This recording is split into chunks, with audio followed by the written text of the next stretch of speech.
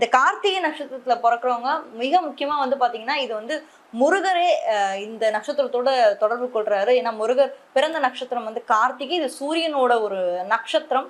மிகவும் ஒரு அற்புதமான ஒரு நட்சத்திரம் வந்து இந்த கார்த்திகை நட்சத்திரம். சூரியன், புதன், ராகு, செவ்வாய் இத்தனை கிரகங்களும் வந்து தொழில் ஸ்தானம் சொல்லக்கூடிய 10ஆம் இடத்துல வந்து அமருவது அப்படின்றதுனால தொழில்ல நல்ல லாபத்தை பார்க்க முடியும் உங்களால. ஏன்னா லாபசனி உங்களுக்கு இருக்கக்கூடியது லாபசனி. 2 ராசிக்கு ரொம்ப சூப்பரா இருக்குங்க. ஒன்று ரிஷபம், இன்னொன்று துலாம். அந்த வகையில ரொம்பவே வந்து லக்கியான ஒருத்தவங்கன்னு தான் நான் சொல்லுவேன்.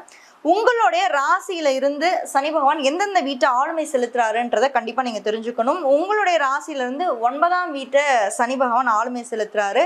அது மட்டும் இல்லாம 10ஆம் வீட்டை ஆளுமை செலுத்துறாரு. கார்த்திகை நட்சத்திரத்துல பிறக்கிறவங்களுக்கு வந்து பாத்தீங்கன்னா இந்த சூரியன் வந்து 10ஆம் வீட்டுல இருந்து உங்களுடைய 4ஆம் வீட்டை வந்து தொடர்பு கொள்றாரு. அப்போ என்ன மாதிரி இருக்கும் பாசிபிலிட்டி, என்ன மாதிரி சான்சஸ் உங்களுக்கு நல்லா இருக்கு அப்படின்னு பாத்தீங்கன்னா